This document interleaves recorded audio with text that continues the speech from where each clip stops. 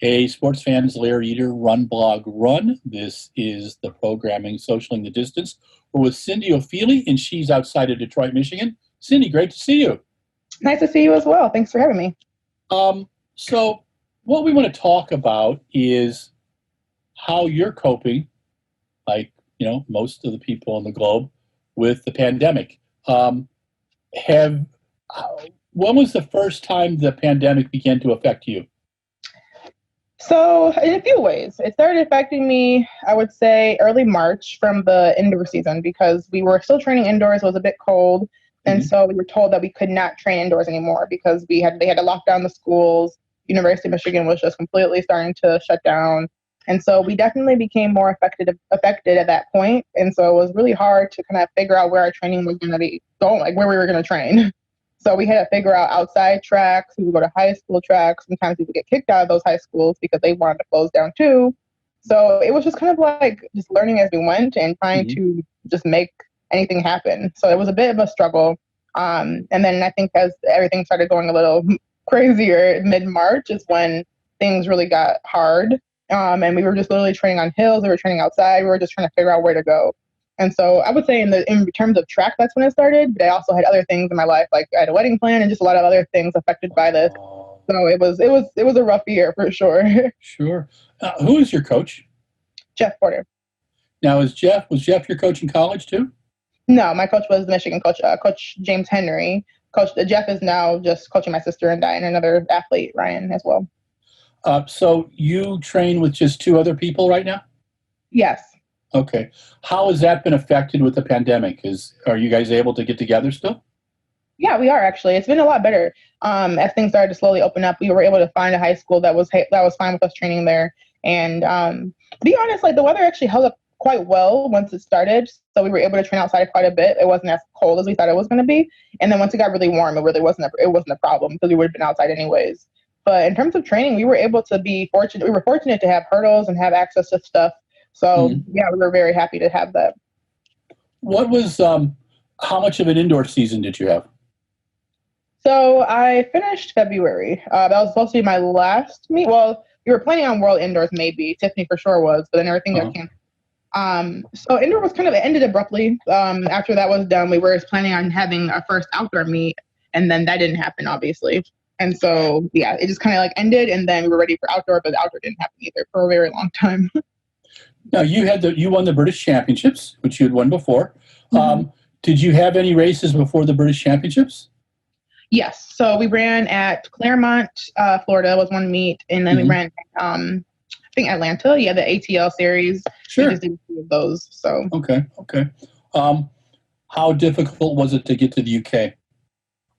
Honestly, it wasn't as bad as I thought it would be, especially since I'm a citizen. Some Americans had some issues with it, but because I have citizenship with the country, I was able to get in and, make sure I wasn't around people like that. And I was able to go straight to competing. So it wasn't too bad. I would say some of the other countries a little bit harder. So England wasn't too bad. Did you get to go to any meets after the British Champs? I did. So I went to Rome. I went to, where else did I go? I went to a few other countries, actually. Slovakia, I'm sorry. Slovakia, sure, yeah. Rome, Doha, and Croatia. So yeah, I went to quite a few places. What were the Diamond League meets like without any people there? It was a different experience for sure. Usually we're so used to having crowds and people cheering for us and just, the noise that helps push us. So that was different. But I've been an athlete who can get very excited and amped up just knowing I'm about to compete. So that wasn't too hard for me to do that because other athletes were still there and I still had the competition mindset and all that stuff. But it was for sure different. It was not the same. What types of things were you focusing on in training this year? What I've heard from a lot of athletes is they focus on things that they wanted to improve in the long term. Did you have any focuses this year? Yeah, so the biggest thing was just to really build a strong base. Since we had no idea when we were going to be competing, we were staying strong, very strong. And then once we had an idea that we might still have some meets towards the end of the season, we were like, okay, we could start, shortening the stuff up, start getting a little more sprints in, all that good stuff.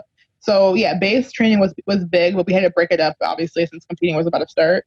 And then just now, as we still don't know about next year, we're just going to really focus on that base training because that's what really helps us stay strong and just kind of make it through a long season, depending on whenever it starts. What's the workout that you absolutely detest? For me, the endurance ones. So I hate 350s. I don't like those. Okay. Anything that's super long. Like we've done we did a timed 800 once, and yeah, that's hard. So it's really hard. If you were not doing the hurdles, what event would you do? I personally would do the 200. I really love that event. Cool. Ooh, Cool. yeah. Have you done the 400 hurdles? I did in high school. I have not done it in college, no. Okay. I think the 400 hurdles is an event made by sadists for sadists. I think it's probably one of the toughest events in track and field. I totally agree. One of our training partners is a 400 hurdler, and just seeing his workouts to prepare for that, I'm like, my goodness, that is difficult. So yes, I totally agree. What's the toughest part of the 100-meter hurdles? The fact that everything happens so quickly, honestly, because you can make one tiny mistake and that throws you off completely. Like happened to me in Rio, like where, towards the end I did something really quickly, lost my focus for less than a second. And that's the difference between a medal and not medaling. So, Yeah. certain things like that is just like you have no time for mistakes. It has to be your margin of error is just, you have to be very on top of everything you do. And I think that's the hardest thing. When I think of the Stadium Engenhão in Rio, I think of how loud the crowds were. How did that affect you? Or do you just turn it off? To be completely honest, Rio, out of all the meets I had been at, was not that packed, surprisingly. It was weird because we were at the Olympics, but it didn't feel like it. So for me, it actually didn't, when I was there, I didn't feel as nervous once I got out there because I'm like, the crowd's not that big. There's been world championships that were bigger than this. Sure. So, yeah, for me, it wasn't bad. But yes, even when we do hear those noises or if it's a lot going on, I just use that as adrenaline. Like people are out here to support us. Why not give them a show? And that helps me. That helps me with my confidence. I always do better when I know people are around watching personally. How do you deal with the British press? They are. I love going to press conferences in the UK because you get to interview people. But it's obviously that when you get a reporter at a British track meet, they are on their game. It's not like we have Olympic beat people here in the U.S. who've never been to a track meet. They all know their stuff. Yeah. Is that more of a challenge for you? I wouldn't say a challenge. They do ask sometimes harder questions or very, straight to the point questions, which I can appreciate. I don't like beating around the bush with certain things, and I like to just tell it how it is. So I appreciate that. But for me, yeah, I just try to focus on answering with my own perspective, whether that's just how I felt in a race or try not to bring too much of other people into it. That's kind of something I don't like to do. So like I ask a question about anything about somebody else, I try to kind of get it back to, what I did and how that affected me. And so yeah, I guess keeping the conversation more about my running is more what I try to do. Will we see you compete at the European Champs in tow room? That is the goal. Cool. Yeah, I love that track. In 19, I did the whole World Athletics circuit. And I love staying in Poland. It was just a lot of fun. Yeah. They're really track geeks, And that stadium is the one where they did, the city of Toruń bought from Sopot, where they did the World Champs in 2014. So it's a really nice facility. Do you enjoy the traveling part of our sport? It depends. So I don't like being in airplanes, and I don't like, having to repack my bags and live out of the suitcase and all that stuff. So that's the part I'm not a huge fan of. But I do really love seeing new countries. I love going to a new area and just like seeing the differences of that other country and their culture and just, I like to compare things to where I live. So I like that part. And it's such a gift to have, this ability to travel and see all these parts of the world, because without this, I don't know if I'd be traveling that much. So I tend to focus on that when I get a little bit annoyed with something that happened in travel or, not having enough clean clothes or whatever. When do you make decisions about the indoor season? Normally in a normal year, we would discuss it at the beginning of our season, like around this point. But this is not a normal year. We have no idea if things are going to happen. Yeah. Like the World Championships are supposed to be in China, but I have no idea if that's going to be happening. So, yeah, in terms of like normal years, we would do it like around this time, like this, sit down and kind of plan our training. But with everything going on, I think everybody's trying to get indoor meets in because we have not been competing. Not everybody's going to do indoor. I understand that, but people are going to try to get some racing in. I know that. So whenever it happens, I think that's just going to be how it is. How did you feel when the 2020 Olympics were postponed? Yeah, I had some mixed emotions, yes, we hadn't been trained the way we had planned that year because of everything getting kind of shifted around with, COVID. But at the same time, I was for sure sad because I still love to, compete, and I wanted to have the Olympics this year, and I was, having wishful thinking. So, I mean, I was happy and kind of relieved in a sense that, we have another year to really get stronger and actually prepare properly. But I was also sad. So I'm just so hopeful that in every way that in 2021 is going to be okay and everything's going to go forward. What's your guts tell you right now about 2021? Yeah. It's I would say I think it's happening personally because of, we even had some European races already. Like I went to Europe and that gave me a little bit more confidence that it could happen. Now whether or not we're gonna have fans or people there is a different question. I don't know about that. But in terms of it happening, I can see it happening just with a lot more precaution, especially if there's no vaccine. So yeah, it's interesting. I don't know, obviously. I'm not saying that, but that's just my feeling. So in 2022, we have a Commonwealth Games, a European Championships, and a World Championships. If they hold their schedules, will you want to compete in all three? So you said European, Commonwealth, and a Worlds. Yes. I guess it would depend on, yes, I would love to. I guess it would depend on the timing of everything. And I'll talk to my coach about that because I know that the Commonwealth and in my head, I thought that Worlds were happening this year, but that's true. Everything got pushed back. Yeah. So I would love to do it, but if it's going to be like 2 weeks apart, then it might not make the most sense. So we'll have to talk about it together, my coach and I. Do you see yourself competing until 2028 when the Olympics come back to the United States? 2028. That's almost 10 years or 8 years from now. I don't know. I'm not going to ever take any opportunities out. I definitely want to make it through 2024. But yeah, we'll have to see. I'm already 26, so we'll see. But either way, I'm going to be there though, because the fact that it's in America is really cool. Do you compete in the 100 hurdles for Great Britain? Are you put into the hurdle pool, or not the relay pool? Do they do that like they do over here?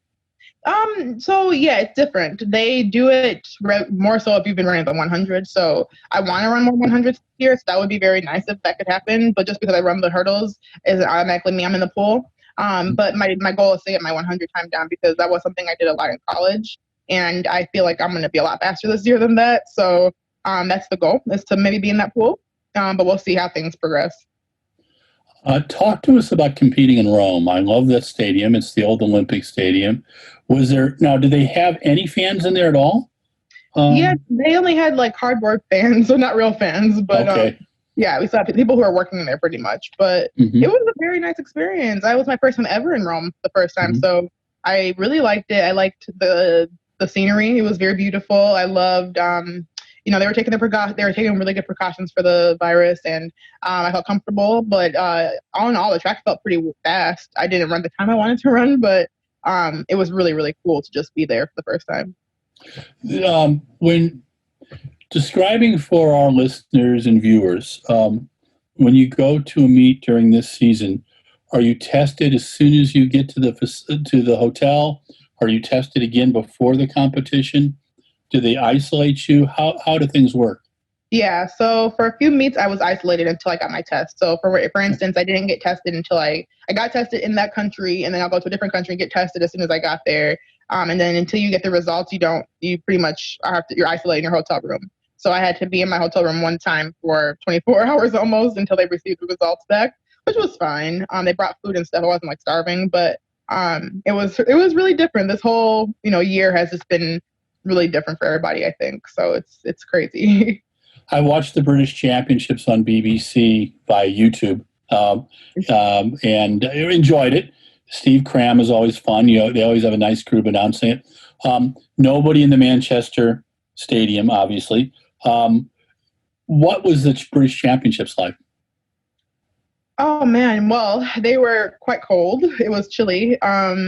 And the later it got, so in our final, I was really cold. We didn't have any hurdles to warm up with, which that one was a first for me. Wow. Yeah, Okay. they said we couldn't warm up with it because of COVID restrictions. So that was very different. And then like our warm up time, as soon as we got on the truck, we had to hurry up because we couldn't be spending too much time out there. So I would just say everything felt a little rushed and just not properly prepared. I wasn't prepared for it. So I'm happy I didn't like leave hurt or anything because of that. But in terms of just running a British Champs again, it was so nice because I hadn't been in England running for a while. So I was very happy to be there and have the opportunity to win my third title. Talk to me about how many competitions did you have outdoors in 2020? I think I had at least 10 because I had like 4 while, before my British Championships. And then when I went overseas, I had about 7. So maybe like 11 of them. So yeah, I would say around that number. A lot of athletes I talked to had some challenges approaching the number of races they needed to compete for their sponsors. Did you have any challenges that with Adidas? Yeah. We all did. Nobody could reach the because I think it's about 8 competitions at the Diamond League level. Nobody could reach because they literally didn't have us that many this year. Sure. So that was a little hard. That was a little hard because obviously if they did, we were all. I'm sure a lot of people would have loved to do it.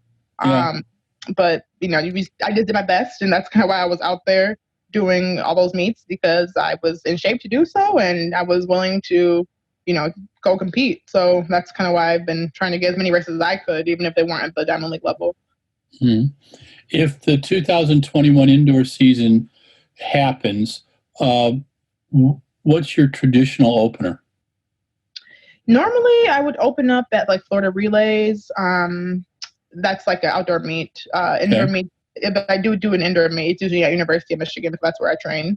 But I don't know what's going to happen. So they're going to allow athletes, like professional athletes. So I'm thinking, Florida Relays or some type of Texas Relays, like one of those two. And then, we'll go from there, maybe like Mount Sac or whatever they have, like kind of in the States. And then I would head over to Europe. So with this season, it's been a strange season. What have you learned about yourself? So I've just learned a lot. For me, this was not a big difference because I had been through a very huge injury where I was out for a year and a half at the time, and I had to just focus on myself without all my competitions and all that stuff.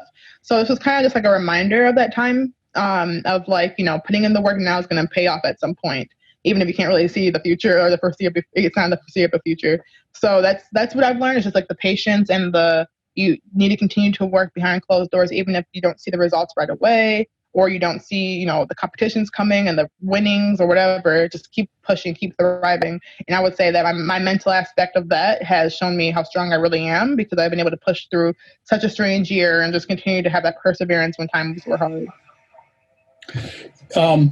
There's been some controversy recently, both in North America and globally, about whereabouts testing with various athletes with various nationalities. I'm not going to get into specifics. I don't want to pressure you about that.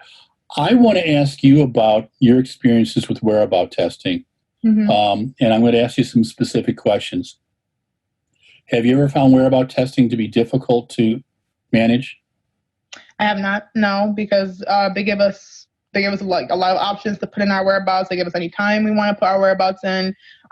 So I personally, sometimes I go to a different location and I find that to be like, oh, I have to remember this. But that's most for me. I like to put a reminder on my phone if I like travel somewhere to change my whereabouts so I don't forget. So if you just remember and you stay on top of it, it's not difficult. So that's just my perspective on it. Let me just give you a scenario. So say you're prepared. Say like a lot of people told me they have between 7 and 8 a.m. at their house. Okay. But say you have an early doctor appointment. Do you have the ability then within 24 hours to warn the people that you've had to change your time?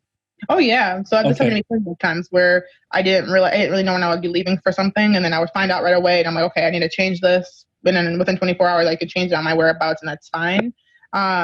So as long as it's updated before that time comes. Now, if you try to update it afterwards and they already came, then that's an issue. And I know I'm sure that some athletes have done that before, trying to make up for it. But I tend to just want to always stay on top of it. I've had a few slip ups here and there, but Sure. not to the point where I've missed 3 tests in a row. No, Okay, especially after the okay. first time. Yeah. Is that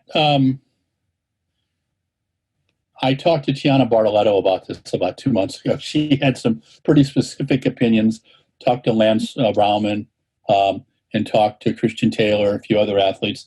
The consensus seems to be, sure, athletes miss tests and there's screw-ups and stuff like that, but they give you 3 tests, so that 3 tests missing, that you pretty much, most athletes can avoid missing 3 tests. Oh, yeah.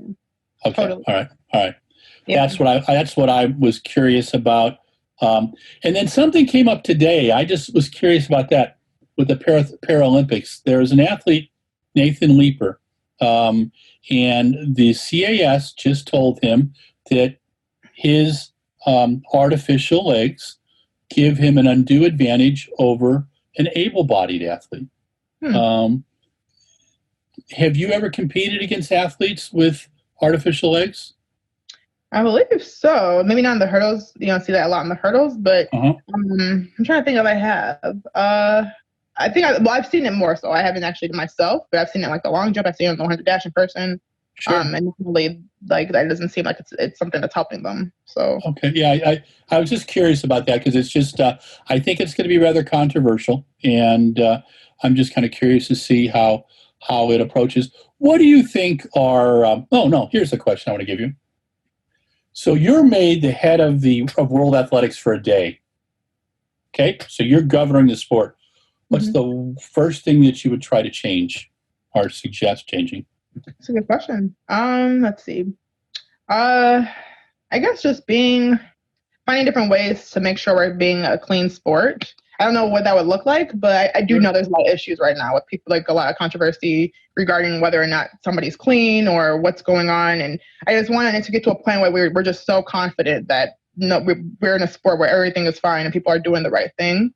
So I would say I would try to find different ways towards that. But like I said, I don't know how I would do it.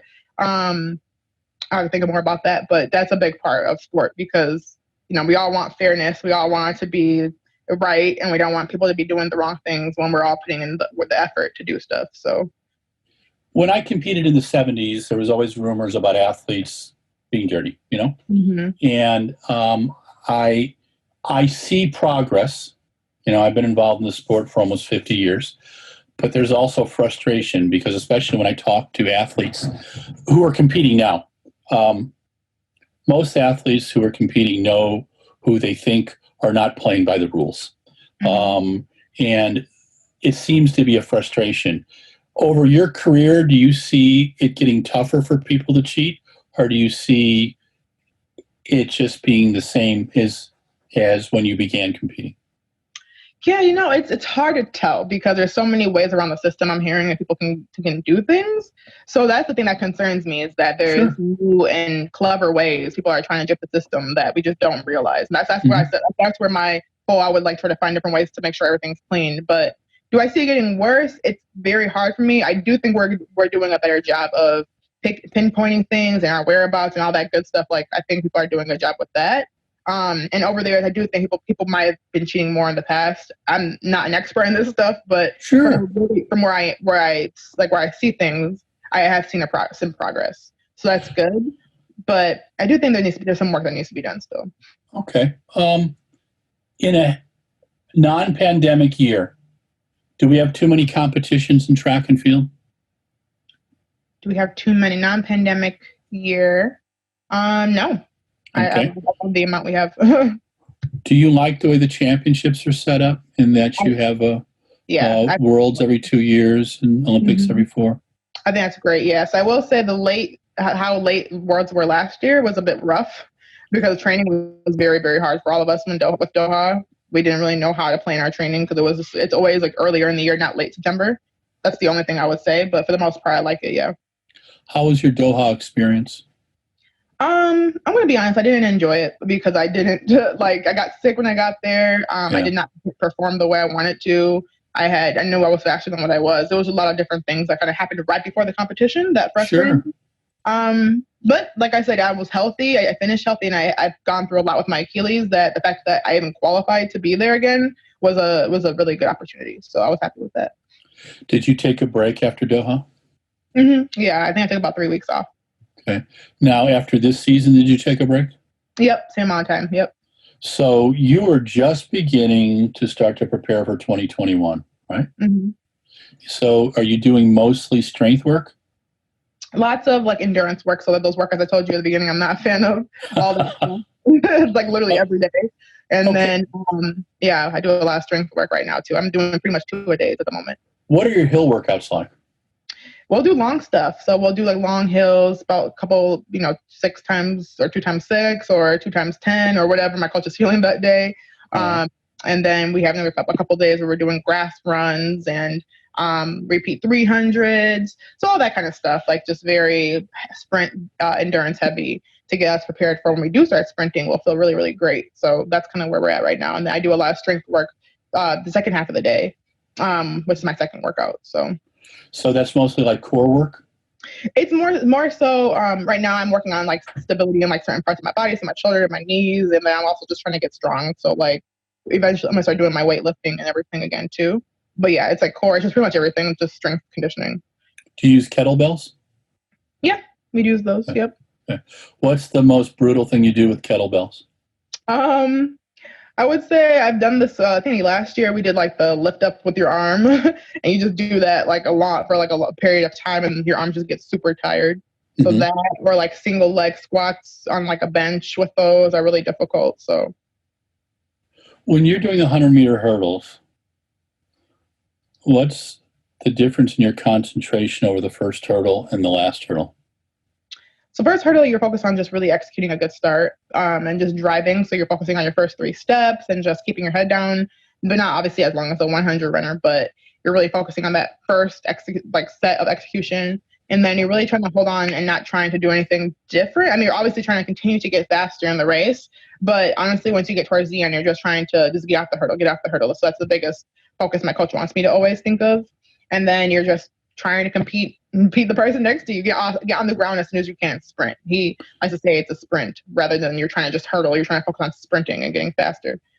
When you land from the last hurdle to the finish, what are you telling yourself? I'm just like, pretty much I say go in my head, I guess. Like keep going. Yeah. But other than that, I'm not trying to think, because once I think, I will make a mistake, and that's where I lose my race sometimes. So do you know where people are around you? I do, yes. Sometimes to a fault, because I focus too much on others. Okay. But I do. I'm a good person to like see where my competitors are, and then I'm working off of what they're doing, which I'm working on, because there's a balance between that of like you're focused on your competitors and trying to push yourself to beat them, but also focus too much that, if you don't have that competition, if you don't run your own race, which is not a good thing. So it's a balance, I think. What is the when I've watched you race, it seems like you get you have this ability to be able to get yourself a little more focused each round. How do you do that? For me, sometimes the first round's always the hardest. So I get really nervous, and I'm just like, okay, like I do silly mistakes. And then as soon as I get through that round, I'm like, okay, I remember how I do this. My body feels great. I can hurdle pretty well, so I wouldn't be here if I couldn't. So then I get that mindset of I can accomplish stuff. And then I somehow have that focus more than I did in the prelim, which I need to start doing from the beginning. So it's good to actually have that mindset from the beginning. It's just sometimes the first round can be very hard mentally. What's the difference? Obviously, the 60 hurdles and the 100 hurdles are different races. Is there a difference in approach when you're racing indoors as opposed to outdoors? Training a little bit different. So like preparing for outdoors, we'll be doing like maybe 12 hurdles, 13 hurdles, something a little bit more. Whereas preparing for an indoor season, sometimes we'll start off with that, but we won't stay there too long. We would try to go down to like 7 hurdles and 6, the amount of hurdles we have, 6 hurdles, just to get ourselves used to having the similar race pattern and then getting off the hurdle. And So pretty much we'll just have less hurdles when we're training because we don't have as many in the 60 versus the 100. Okay, I'm going to give you a couple little vision things. You're in a room. You've got 30 young women, high school hurdlers. What would you tell them was the biggest lesson you've learned between high school and college as a hurdler? The transition is going to be rough, but it's worth it. It's not, I wouldn't say rough, like very hard, but if you don't change that mindset of the training's going to be a little bit harder and you're going to be having a different focus of just like maybe focusing on one event, and you can't just use rounds to kind of get yourself into things. Like you have to actually be warming up and doing all the necessary things. Then that's kind of what I would tell them. Like you need to focus on those main things once you're transitioning. And it might take some time. I think for me, I tried to go into college thinking I was going to be as successful, if not more, than high school. And sometimes, that mindset of I'm going to be great right away is what kind of discourages you when it doesn't happen. And so my freshman year was a little hard because I was still transitioning and still figuring out everything about the college scene. Mm-hmm. But it was the same thing with the pros, to be honest. You experience the same thing going from college to pros. But as you get into that rhythm and you start learning about it and you start really understanding it more, I think it's so worth it. It's way better, in my opinion, than it was in high school. What about the juggling of academics and athletics? It was hard. It was hard, but it was a sacrifice of anything in life. If you want to be successful at two things, you're going to have to sacrifice other things.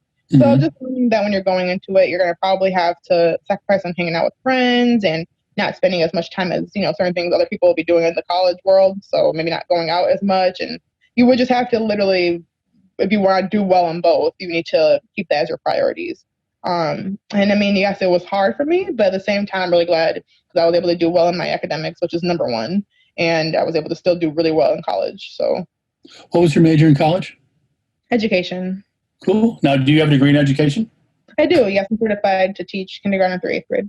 Oh, cool. Is that what you'd like to do after you compete? Yeah, I don't know right now. I'm open to it, but I don't know. I'm very much interested in doing something entrepreneurship type stuff. So we'll see. Sure. Yeah. But we'll see. I don't really know at the moment if I'm going to use that. So. Okay. What is the biggest mistake young hurdlers make?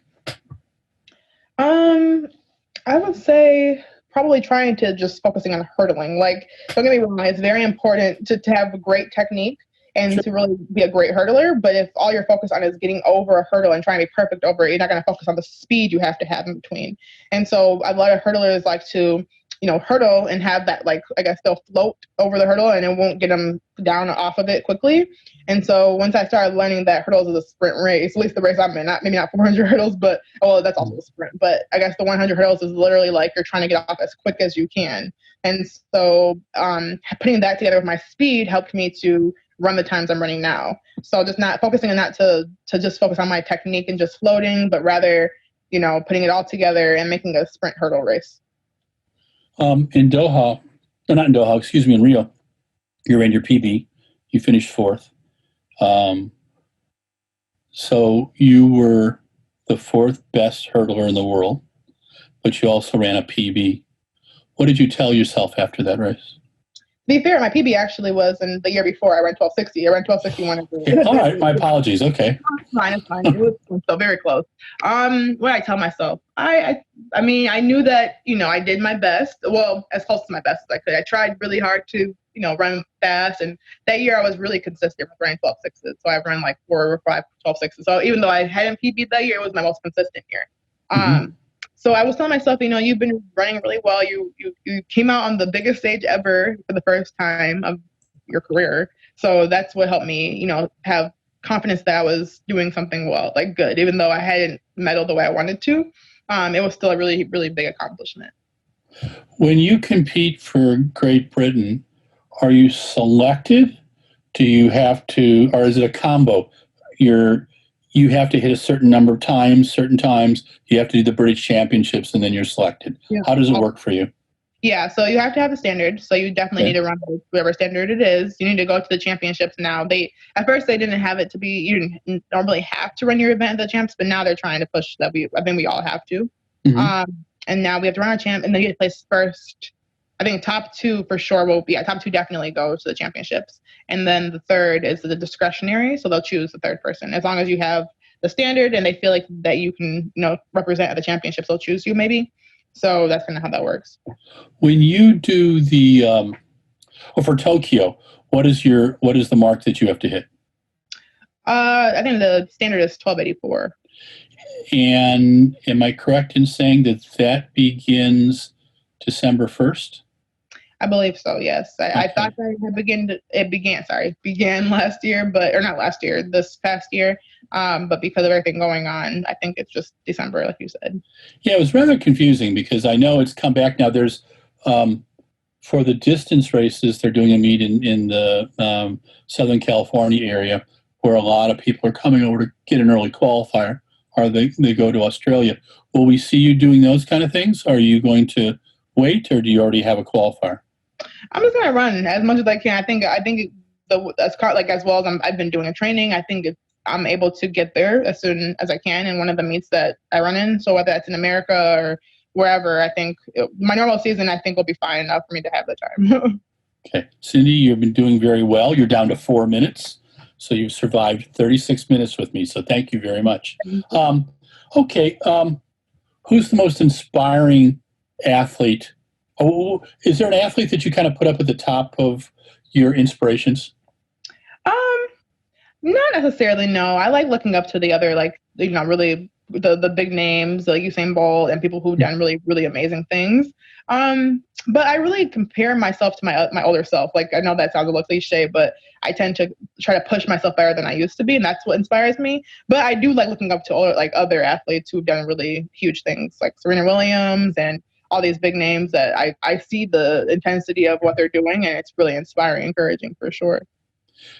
I have to admit, I've been going to track meets since 1975, and especially over the last 20 years, the competition that seems to draw me the most are women's competitions. I just like the quality of I've watched the women's pole vault go crazy. Right now, the women's 100-meter hurdles is one of the toughest events in men or women's competitions, period. Mm-hmm. What is it about the 100-meter hurdles that makes it, one, so exciting and makes it so competitive? Yeah, man, it is it's crazy because it's one of those events where, one, there's so many talented athletes. Like, whether you're in the US, Jamaica, somewhere in Europe, there are so many different athletes from all over the world who are really good at this event. And that's really nice to know, okay, when you step in the line, you're really not going to it's not going to be that easy because everybody is very talented in this event, at this level at least. And then also, like, on any given day, anybody can do something. So I think that's what makes it exciting, Like, it's one of those events where, like, yes, you can have all the training and you can be prepared, but if you lose your focus in that really quick second, you might hit a hurdle and somebody else might take it from the other person. And it's just never like a clear, there's favorites obviously sometimes in seasons, but there's never like a clear of what's going to happen kind of thing. And I think that's what keeps everybody on their toes. And honestly, I think it's good for the sport because it pushes us as athletes to really work at practice on that mindset or that mental aspect that's going to really make the difference whether or not we win the race or not. Cindy, thank you very, very much for your time today. I want to ask you one final question. Do you have a quote that inspires you? Is there something that you kind of play in your head before competitions? Yes. A few things. God is with her, she cannot fail, or she will not fail is one thing I like to go by because I'm obviously a Christian, and that's something that helps me just remember, like, when things are tough and I'm having a rough time or training's going hard, like, I know that God's going to be pushing me and helping me. And I can do all things through God who strengthens me, or just two Bible verses I personally like to push myself with because they help me mentally get ready for a race. And so that's what I'll say to myself right before I get on the line at the track meet. And so that helps me a lot. Cindy Ofili, thank you so very much. Thank you for your time today. Look forward to seeing you in 2021. We'll be indoors or outdoors. Stay safe this winter. This is Larry Eder with RunBlogRun. This is our program, Socialing the Distance. We've been with Cindy Ofili, the 3-time British champion at the 100-meter hurdles, as well as 4th place in Rio in 2016, and an Adidas athlete, correct? Yes. I want to make sure that we got to take care of our friends with Adidas too. So thank you very much. Cindy, stay safe. Have a great holiday. And we'll be having this up on on RunBlogRun in the next week and a half.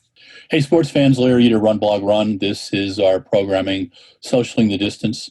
And we featured Cindy Ofili, who was fourth in 2016 in the 100-meter hurdles in Rio at the Stadium Angenau. And she's also won 3 titles at the British Championships over the 100-meter hurdles, including 2020. I really enjoy Cindy. She's a lot of fun. Her sister, Tiffany Porter, I remember from many years, and they both get it. They know how to talk to the media. They're relaxed with the media. They let the story build. They're straight shooters, and they have a lot of fun. Both competed for the UK because mom's from Great Britain, dad's from Nigeria, so they could choose between US, Nigeria, Great Britain. And Cindy is a lot of fun. She said the season's been a little strange. Got to compete indoors. And then in beginning of March, the pandemic hit. And it was, how did they train? She trains with her sister, Tiffany, as well as with a gentleman named Ryan, and I forget his last name. I think a 400-meter hurdler. How did they find a school? Were they training in a park? Were they training on a track? That was the challenge. It's the challenge of most athletes this season as the world tried to contain the pandemic. Some places more successful than others. At this time, at the end of October, France and Spain and the Czech Republic are being hit terribly hard with the second wave. The U.S. isn't even through the first wave, and we're getting into the fall and the winter now. And 22 of 44 states with COVID increases are it's almost out of control. So people, please stay safe. That's been the challenge. We talked about the issues with the Olympics being changed from 2020 to 2021. She thinks it'll happen in 2021. She was a little disappointed, but she also knew it gave her another year. That's what elite athletes do. You got lemons, you make lemonade, and you do the best that you can. She agreed with me that the 400 hurdles, while she did it in high school, is not something she wants to do now. She focuses on the 60-meter hurdles and the 100-meter hurdles. She competed in the UK this year at the British Championships in Manchester. Very cold evening. Manchester can be quite cold in June, July, and August, and September. So limited competitions this summer, probably 7 or 8. And she hopes to get back to normal things next year. I still think we've got a while yet. I don't think we're going to see getting back till 2022. So I asked her, will she compete in the Commonwealth, the European, and in the World Champs in 2022? And she said, well, got to talk to her coach, and it's about the schedule. Can she do it? Is it realistic to do it? What are the big goals? Those are all the things that athletes have to consider. We had a nice discussion about the whereabouts testing. And like most athletes, Cindy gets that there can be some challenges, but for the most part, most athletes should be able to abide by the rules. And that's what it's all about. I asked her what would happen if she was the head of the sport for a day. She said she tried to do some things to promote the cleanliness of the sport, controlling doping. She sees that as a big, big issue. And I applaud her for that. All in all, Cindy Ofili is a lot of fun to talk with and to interview and to watch compete and to talk after competition. She is managed by Mark Wetmore at Global Athletics and Management in lovely Boston. And we need to thank Sandra Nel for her assistance in putting this interview together. Special thanks to Mike Deering for producing the interview. And Cindy, thank you again for your thoughtfulness and your openness for 40 minutes of questions for me. This is Larry Eder with RunBlogRun. If you like us, you know the drill. Twitter, Facebook, Instagram. Like. If you love us, subscribe on the YouTube. We've got killer videos. We're going to be replaying some Halloween videos that Mikey put together with Cavs McKenzie, one of his alter egos. Anywho's, Thank you again for watching our programming, and stay safe. If you're going outside, take a mask. If you're inside, wear a mask. Wash your hands 20 seconds. We can control this pandemic, okay? Mother Nature is telling us we need to respect her, so do it, okay? Larry Eder signing off.